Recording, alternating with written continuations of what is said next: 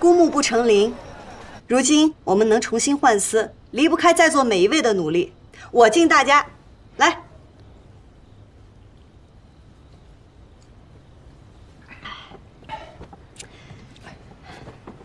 但这只是第一步。虽然我们现在有了换丝的地方，但是花掌柜的订单我们肯定是没有了，而且其他染户碍于花掌柜，肯定也不会再多给我们生意做的。如今之计，只能自救。 所以，我打算以我们染丝会的名义，带着大家去参加斗芳菲。只要在斗芳菲扬名，我们便可以直接与景户交易，到时候订单自然就不愁了。大家觉得如何？其实这次合作，大家确实是受益良多，但也险些濒临绝境啊。我们家以后怕是支撑不住。另外， 花掌柜他答应我们了，要是我们退出染丝会，他可以既往不咎。对不住啊，实在是没有办法，我们赌不起，也不敢赌。你们忘了他们是怎么欺负我们的了吗？现在有机会了，你们却想回头是吗？如今我们确实要面临险境。各位，人各有志。 我不强迫。若是他日你们回心转意，还想再回来，我姬莹莹随时欢迎。抱歉。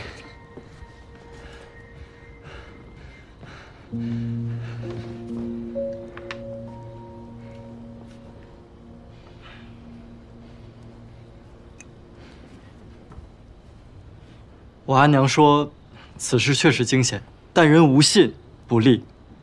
我这个人嘴笨，也不机灵，只占了一点忠诚，所以既然选择答应了你，就不会变。我身子不好，我就以茶代酒了。我敬你。哎，第一回听你讲话那么提气，金英儿，我看准了你，我相信你能带我做一番事儿，一番大事儿。 敬你，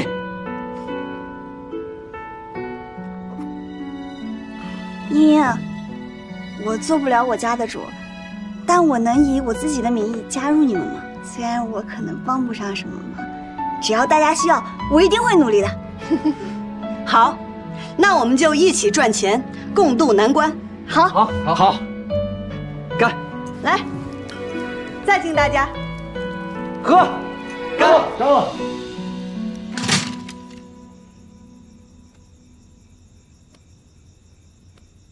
我仔细翻看了所有侍卫写下的信息，发现沈警官似乎对青城山格外关注，时不时的便会独自上山一趟。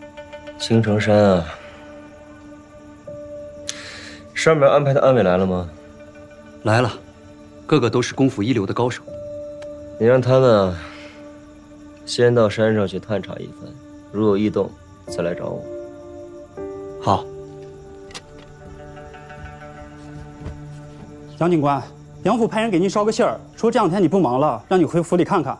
是谁来送的信啊？是杨敬山，还是杨敬林？看穿衣打扮，好像是个小厮。小厮？是。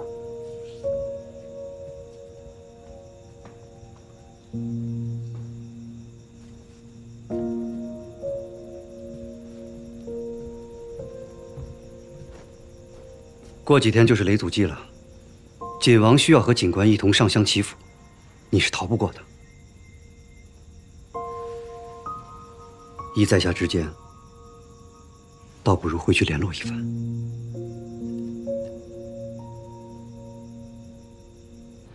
啊，对了，莹莹，你刚才说要参加斗芳菲，可是要参加斗芳菲的话，要行业翘楚的推荐啊，而且要缴纳不少的市金呐。这两样，咱们可都凑不出来。钱的事儿，我来想办法。阿兄，不是说好了吗？活的你管，死的归我。这钱的事儿，总不能算活的吧？好，那我去找推荐人。那我们应该干什么呢？劳烦各位染出自家拿手的好丝，这便是我们去斗芳菲的底气。好。今天啊，我们不醉不归。好，继续干！来。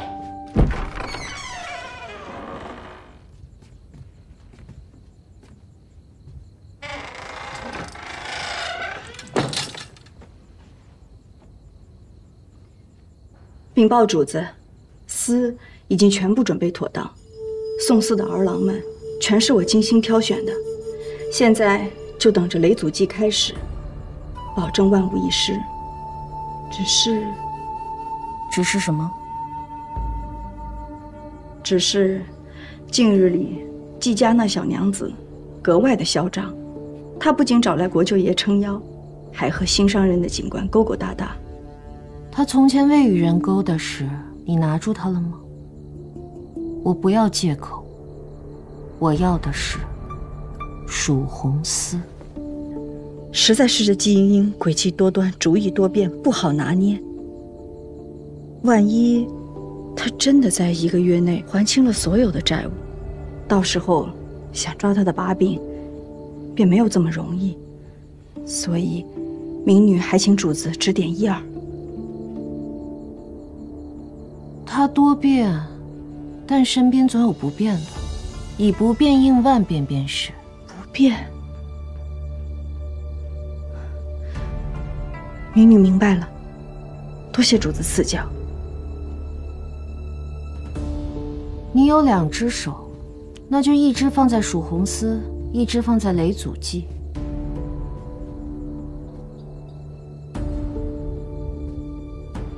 要是哪只做不好，我便砍了哪只。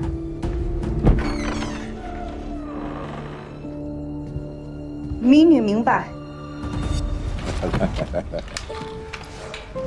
哎呀，季大将军愿意到我们这小作坊来吃景，真是令我们这儿蓬荜生辉呀！长官您谬赞了，哎，还要多谢您的慷慨。哎呦，景王家的长子，您值这个价啊！哎，这就是你的知妻，那我就不打扰了，我等着你的大作啊！定竭力以赴。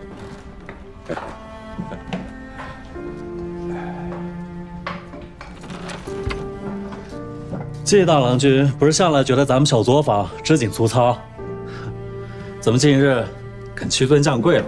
还不是因为自己妹妹得罪了人，染丝生意做不成，家里没米下锅了。人家大锦坊用的都是自己人呐，谁要他一个罪人之后啊？哼！哎。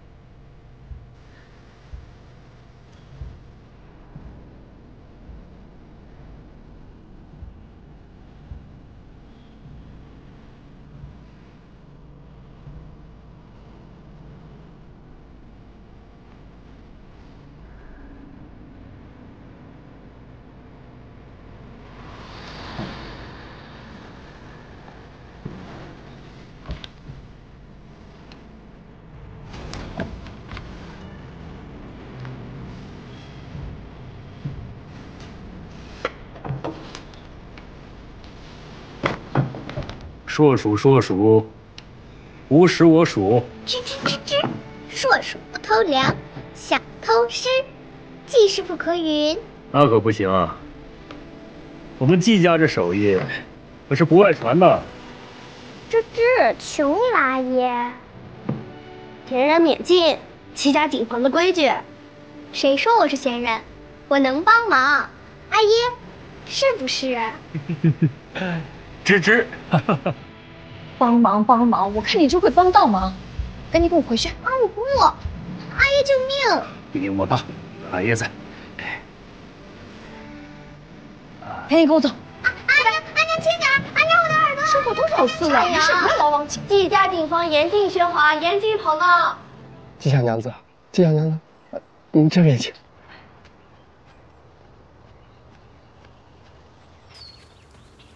并非是我余家怕得罪人呢，只是做这担保推介人，尚需向官府交纳市金作保。便是知道您不畏权贵，敢仗义直言，英英才敢来拜访的。我们虽是小染户，但都是诚信人家，绝不会主动惹是生非。这些丝线俱是我们所染。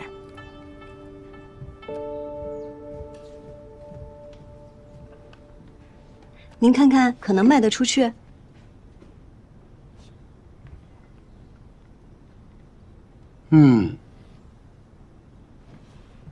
好丝啊。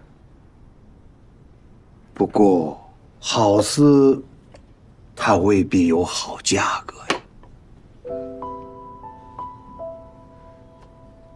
英英明白，织锦的人知道什么是好丝，买锦的人未必知晓。他们要的是说得上名号、撑得起面子的名丝，这便是英英要去窦芳菲夺魁的原因所在。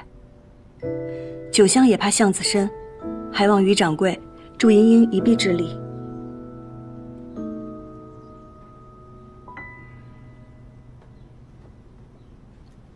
如今我余家还欠着债，我现在身边就剩下这么一个孙女儿，余家的百年家业早就后继无人了。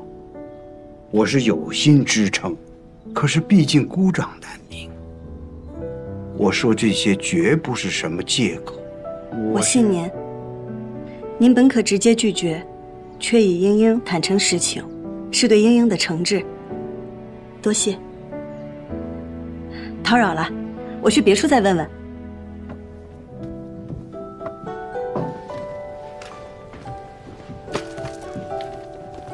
于掌柜，告辞。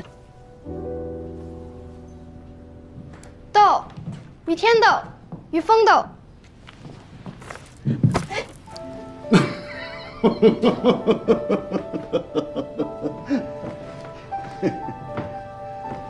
希儿啊，他生性懵懂，不通俗理。不过呢，他能感知人的内心和性情。他瞧出了你心里的斗志，所以他把斗彩球送给你了。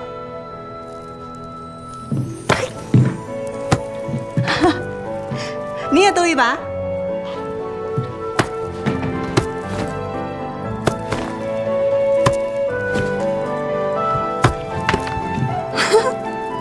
谁说余家无人？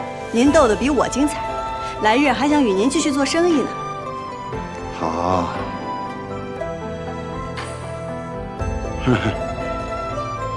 或许我还能斗几年。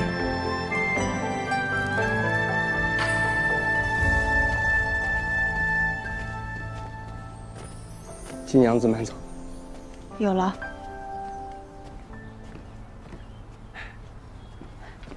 你怎么在这儿？听说染丝会的季娘子需要找推介人，我过来瞧瞧。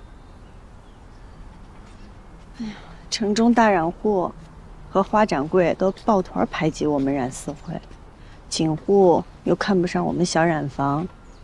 余家主心善，但是也爱莫能助。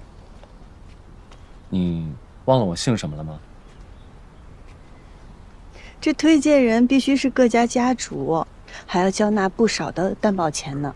即便你是赵家二郎，这次也帮不了我了。谁说我了呀？我说我家祖父。他不是一直不喜欢我与你来往，这次怎么愿意帮我？我把你给我的那方知风锦帕给他看了，他留下了，还说可以见你一面。那还等什么？走。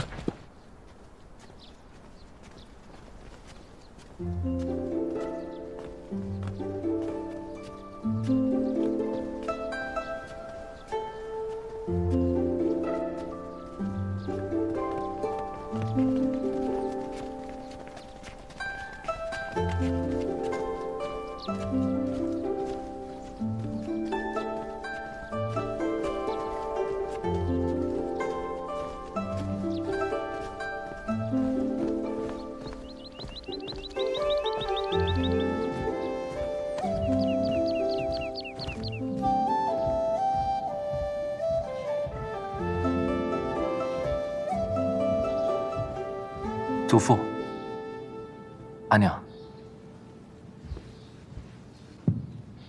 拜见赵老太爷。快请起。伯母，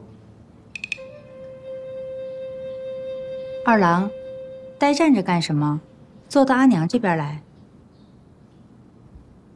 不了，阿娘，儿子站在这儿就好。一个未出阁的女子，整日在外抛头露面不说，还要去什么染丝会做男人的生意，真是。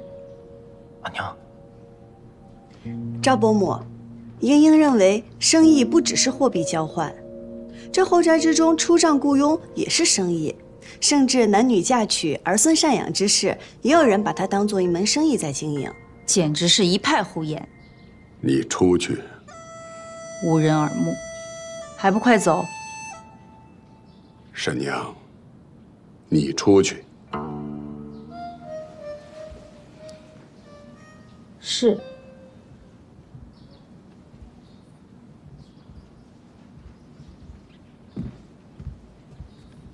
听二郎说，这绣帕是你配的色。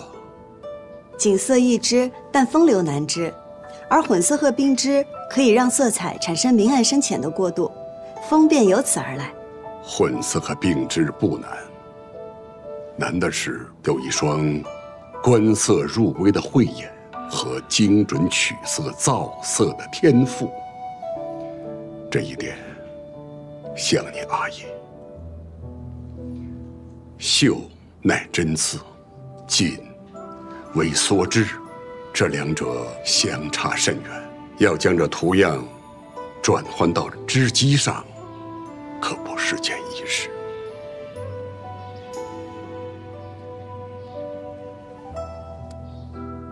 孙儿愿意一试。那你就试试吧。季娘子想得到推介资格，我也愿让你一试。如何试？我赵家囤了一批沉丝，质量算不得差，只是颜色有些过时。倘若在半月之内，季娘子能设法将这批丝卖出去，老朽就应你所请，将你推荐给锦绣同好。赵老太爷，请放心，英英必能办到。这次你露了头，怕是就没有办法藏拙了。你说过，越是被赵老太爷看中，越是会身不由己，一切都得按照赵家的规矩活着。可是，一次退让，次次退让，与其被动行事，不如主动争取。桑十四郎不就是这个道理吗？那赵二哥哥，我先回去了。好，那你注意安全。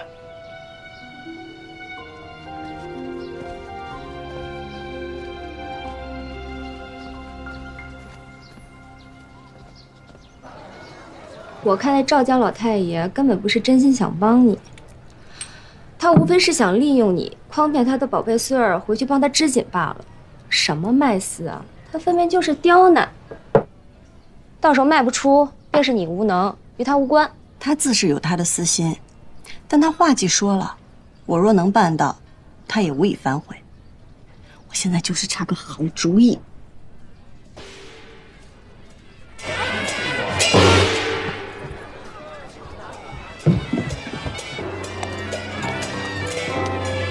杨静南，今日19，是他阿娘的忌日。忌日？他忌日穿这么招摇？他这个人，越是难过，越是荒唐。你怎么知道？啊，对，你是他前大嫂。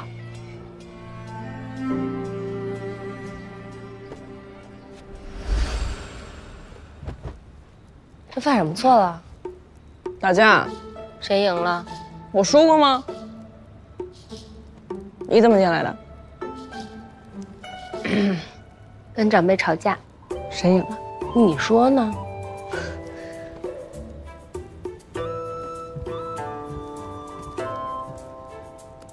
哎，你干嘛？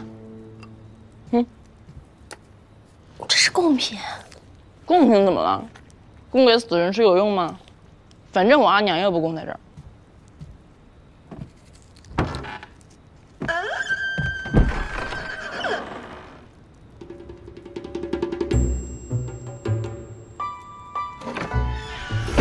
我和他一样，讨厌杨家的规矩，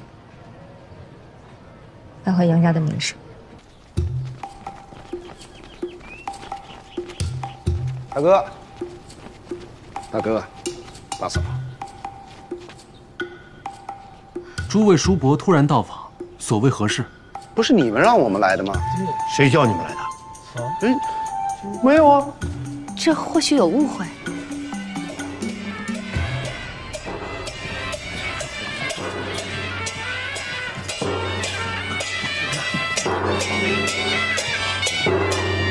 这个爱打没够的东西！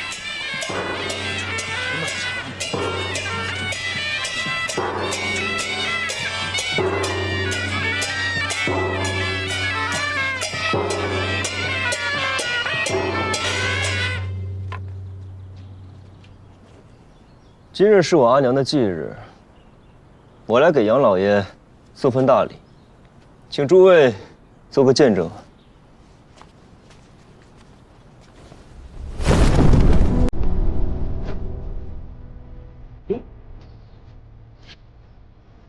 杨老爷若再要骂我，便要先看看这头2个字，他做不做得到。杨老爷是要打我吗？今时不同往日了，你若敢动手，便算作是袭击朝廷命官。三郎，你今日如此罔顾礼法，戏弄宗亲，嘲讽你阿爷，你还有没有点为子为直的规矩？五爷，你最懂规矩了，你来说说，这公比私大呀，还是私比公大呀？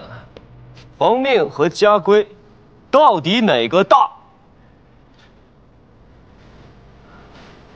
这自然是皇命大。那这杨家的家规是？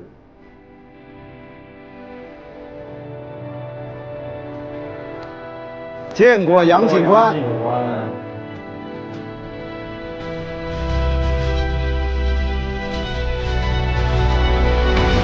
他为什么讨厌杨家呀？想知道啊？以后我免不了与警官纠葛，知己知彼才好。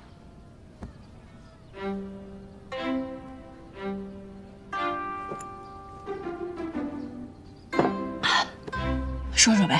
那你先说说，我这新酿的酒怎么样？啊？我这喝的有点快，没来得及细品，我再品品。香。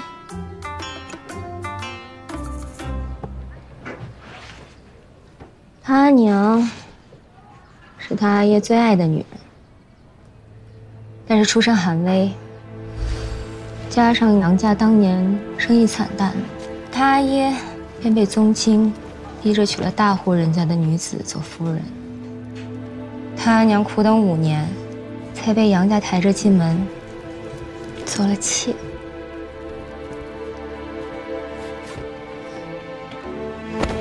你走开！我不要你找我阿娘。三郎，你阿姨可是连夜赶回来的。连夜赶回来？10日前你便收下阿娘命危的消息，时至今日才赶回来。因为你要谈生意，你要做买卖。我阿娘跟那些比起来，从来都不值一提。放肆！杨家生意乃是大事，自然大无私情。你身为杨家子嗣，理应明白其中道理。宗亲的利益便是大事，我娘的命便是小事吗？如此逆子啊！家主，你还要姑息吗？来人，把这个逆子送到族中教养。放开我，我不走！你放开我！放开他！出来！松开他！无逆长辈，出言不逊。认错！不认！认不认？认不认？认不认？认错！三郎，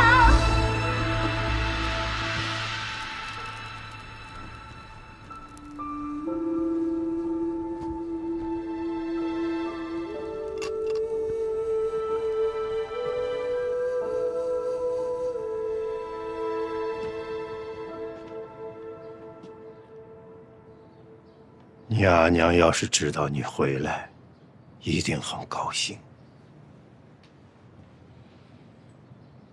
他当年如果能见到你，也一定会很高兴。你阿娘走后，我对你的管教确实是严厉了一些。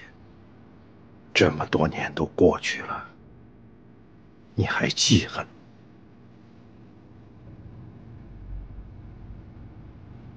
不愿听过去，那咱说说现在。尽管是个不同寻常的职位，你要小心。不劳你费心，我不会牵连到杨家，还望杨家也别拖累我。这就是你这次大张旗鼓回来的目的吧？你急于跟杨家撇清关系，到底要做什么？我不记恨你，就只是不想再跟你有任何瓜葛。原来是因为这样，难怪他那么讨厌与我谈交易。他不是讨厌你，是讨厌杨家。谁不讨厌杨家？我凭什么守你杨家的规矩？芝姐了不起啊，我还会酿酒呢。人可以不穿锦衣，但绝对不可以不喝酒。让我品酒倒把自己灌醉了。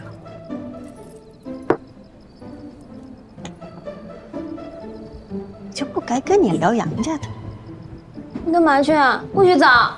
我去给你做醒酒汤。哎，我不喝，我没事儿。你等我等。你们，没事儿。你别喝啦！莹莹，阿兄，季家大郎你来了。陆掌柜，阿兄你怎么来了？阿兄来接你回家。正好，来，坐来喝点儿。阿兄，你去帮阿玉熬一碗醒酒汤，我得把他哄睡着了才能走。好。莹莹，你说我这新酒叫什么名字？叫琥珀光，怎么样？天下第一杯。天下第一杯，这个名字我可不敢吹。杨警官，酒馆打烊了，不如改日再来。门没关，人还在。怎么，你们可以在这儿买醉，唯独本官不可以？我们是在照顾醉酒之人。谁醉了？我没醉。没有。坐都坐，我去给你们拿酒。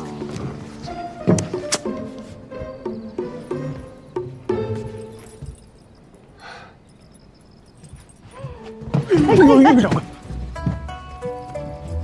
岳掌柜，季家大郎，你喝多了。你兄长他没喝酒，他就醉了。你们等我啊，我去给你拿酒，等我。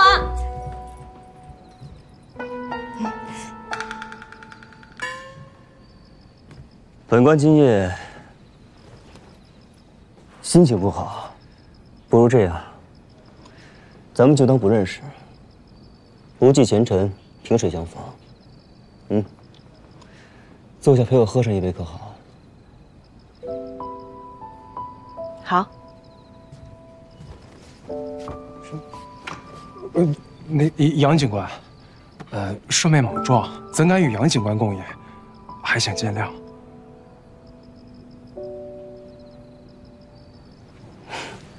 抱歉啊，我在外面惯了，忘记了这城里的规矩了。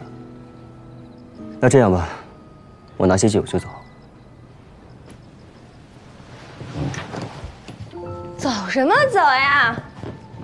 要上哪儿去？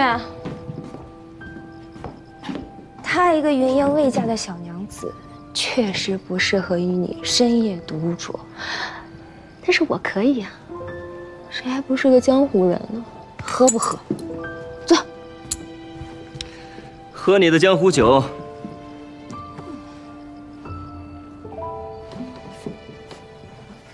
来啊！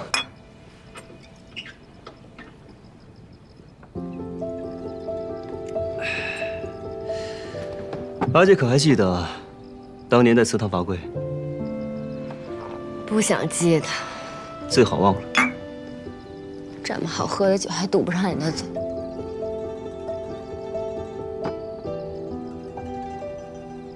阿兄，我羡慕他们。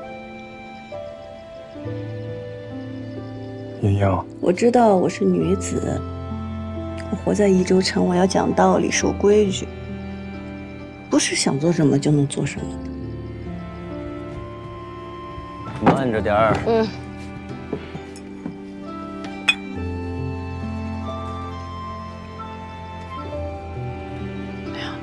但这么喝下去也不行。看能不能喝了。真开心。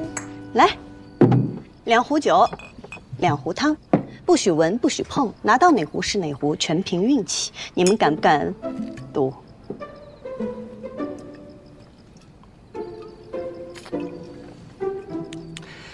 姜放多了，盐放少了。我下次注意。哎，你们做什么？谁说我们只喝1壶了？人心的贪婪是无限的。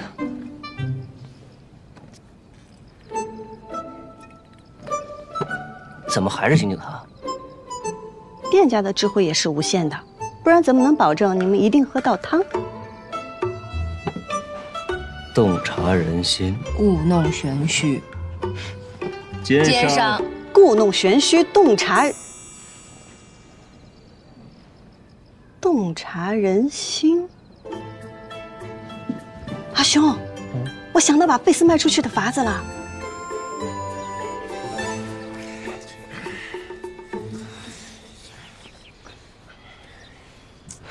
三哥，我不行了。赵家的那个费斯也太废了，而且还冷个多。三哥，你帮我看一下我这个眼皮是不是已经搭住了？你看看。我帮你看一下啊。你赶紧清醒一下吧，本来也没有多少了，把这些弄完了的话，我们就剩一点儿了嘛。我真的不需要人打伞，别在这挡我光好不好？我说这边就完了。张十四，你别碰我的丝，离他远点儿。捡。咦，这个修好了。哇，不愧是平儿，修得又快又好。不愧是季郎君呐，疏密得意，平整光滑，好景啊！这个月月钱，我多余你10钱。谢过王掌柜。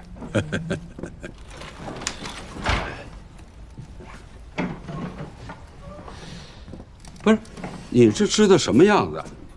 你让我怎么卖呀？这你做的离季郎君那么近，便不能向他好好的学习学习吗？掌柜的，我跟你说哈，你们几个，上次单子就耽误了进度，约钱，每个人罚2千。咱们警坊向来都是赏罚分明，能者多得。若是你们织艺精进，工钱少不了给你们。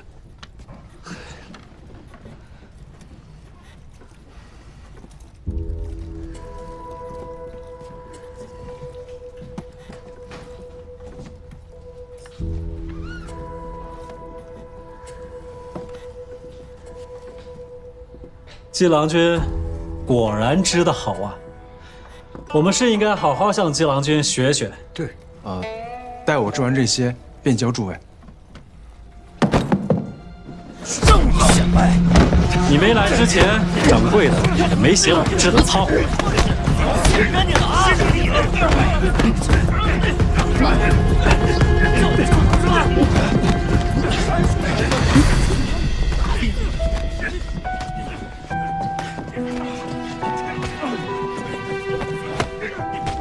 阿姨，我是不是没有织锦天赋？天赋这东西，你阿爷我也没有，但阿爷靠的就4个字：勤能补拙。只要你用心去做自己喜欢的事儿，就一定能做成，还能做好。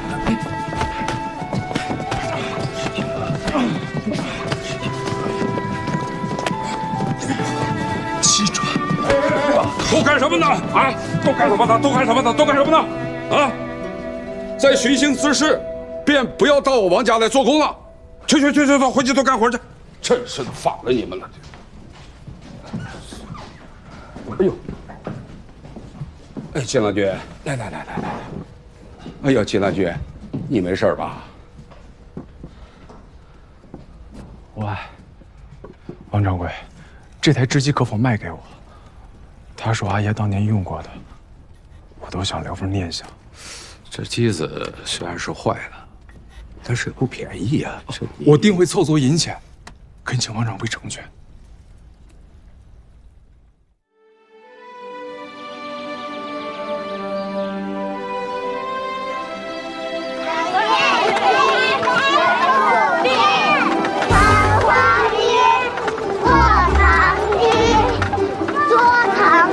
慢一点，别摔喽！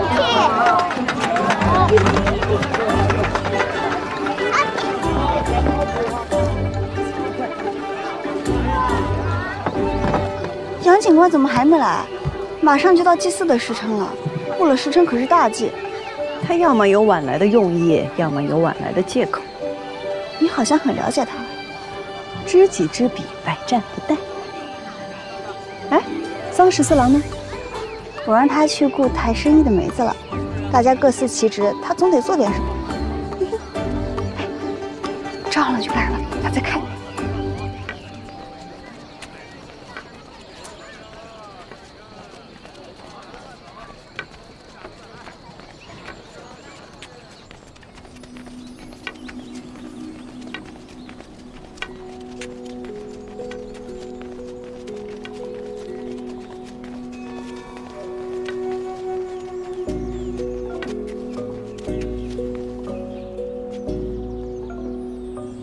杨夫人好福气，大郎蝉联锦王，3郎当了警官，一门双杰，羡煞旁人。赵家2位儿郎也都是不遑多让的俊杰人才，赵老太爷何尝不是好福气呢？泛泛之辈，自不能相提并论。斗锦会上，大郎斗锦，3郎平锦，这一周锦业，杨家一枝独秀。这大郎的锦王，靠的是蜀锦人家的认可；3郎的锦官，那是朝廷的任命。我们杨家能有今日，多谢各位的提携和朝堂的公正。所以，不管是大郎还是3郎，自会以理服人，公正无私。您说呢？自然，孰是孰非，大家看得清清楚楚。如果你2位有这个闲情逸致的话，就赶紧派个人去找找吧。眼看着祭祀的时辰就要到了，要是把雷祖给惹怒了，谁都不会有好福气的。警官到！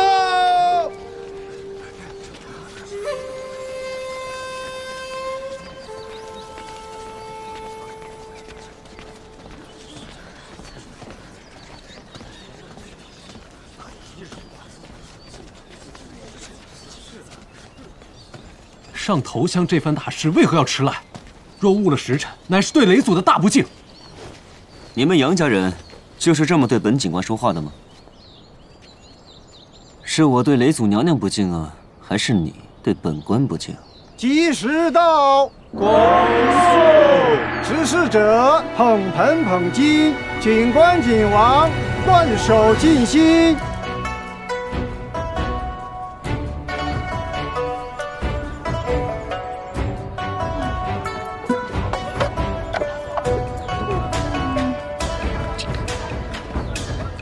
姐姐，这是别人让我给你的。哦，谢谢。